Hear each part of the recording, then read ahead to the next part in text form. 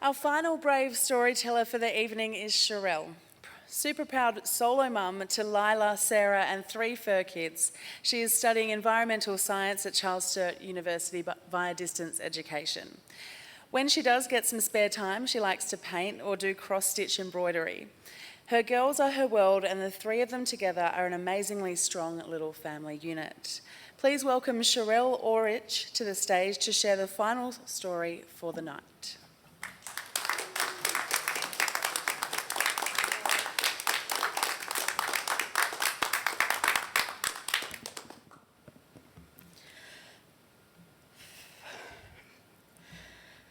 Good evening.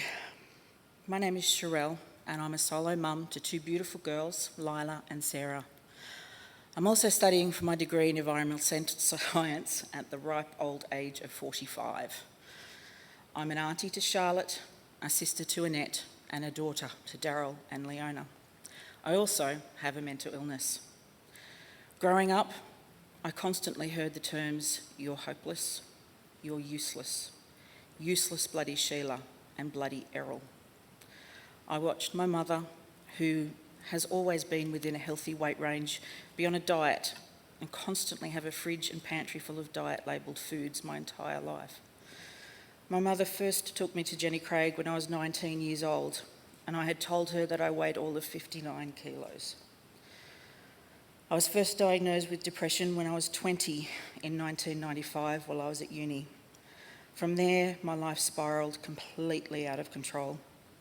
I dropped out of uni, I struggled to keep a job, and my coping techniques consisted of alcohol and sex. I was constantly searching for medications and treatments that would work for me, but things either didn't work or I simply couldn't afford to continue.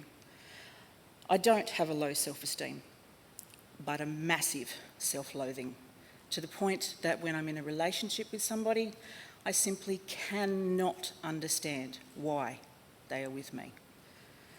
I finally began to realise how this was holding me back when I was forced to make a decision that would change my life forever. I'd been married for almost 12 years and had 2 young children. Lila was 4 and Sarah was 2. I had become a shell of a person who was constantly subjected to verbal abuse. Then the day came that 4-year-old Lila started to repeat the abusive language that her father used. And I said, no. I told him to leave that day. When I finally put my foot down, he then turned his attentions to Lila. When that approach failed, he completely walked out of our daughters' lives. I had to be brave. I had to do the hardest thing I'd ever done and stand up to the man who'd abused me for 15 years. And I'm still standing up to that man. I took out an AVO against him just last week. In that moment, I suddenly saw exactly what I was teaching my girls. And I was determined that my children would not live with the same self-hate that I do. I live with borderline personality disorder, major depression, post-traumatic stress disorder, binge eating disorder, and chronic pain.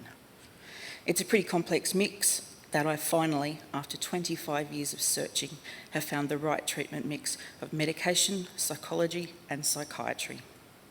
My daughter Lila now uses dance to help her cope with the depression and anxiety that she struggles with as a result of this journey. I am so grateful to understand ways in which I can encourage her with successful outlets for emotional expression that weren't understood when I was a child. When Lila told me that she wanted to choreograph a contemporary piece for her next dance performance, I immediately thought of a YouTube clip that I had seen. We're not religious at all, but I loved the message. I played the clip to Lila, she loved it too. We took it to Felicity at Promenade Dance School, where Lila dances. And what resulted was a beautiful collaboration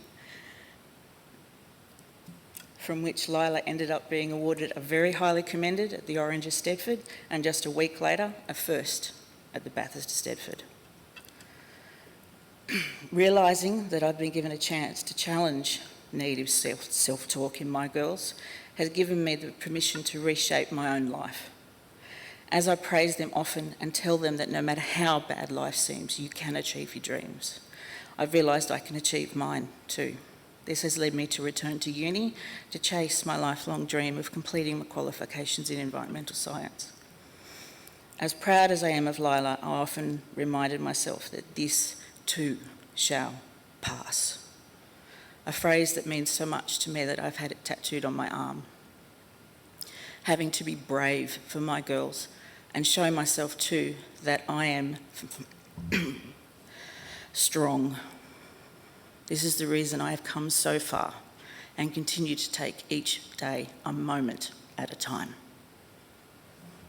Thank you.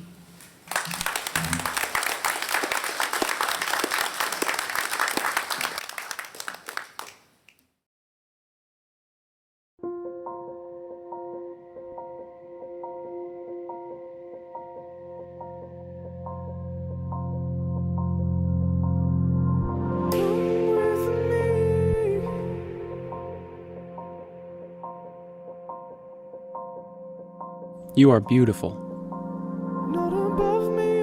You are smart. You are funny. You are kind. You are unique. You are worthy of love and affection. You are never too much, and you are always enough. You are precious. You are a diamond, a rose, a pearl, the most stunning of all God's creation. You are worth more than you could ever imagine. Worth more than the numbers on the scale, or the hair product you use, or the shoes you wear. More than how many girls wish they were you, or how many guys wish they had you. More than the price tags on your clothes, or the percentage at the top of your math test, or even the number of followers you have on Twitter. Your worth surpasses all earthly things, because in the eyes of the Lord God, you are loved, and you are worth dying for. Regardless of who you think you are. Whether you model in a magazine, or you model pottery with grandma.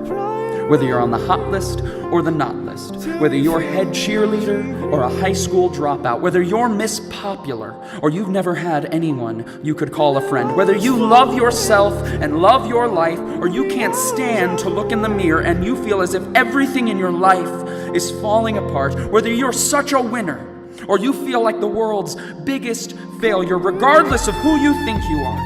The reality is that you deserve someone who would give up their life for you, because you are powerful and strong and capable. I am awesome. And please, don't you forget it.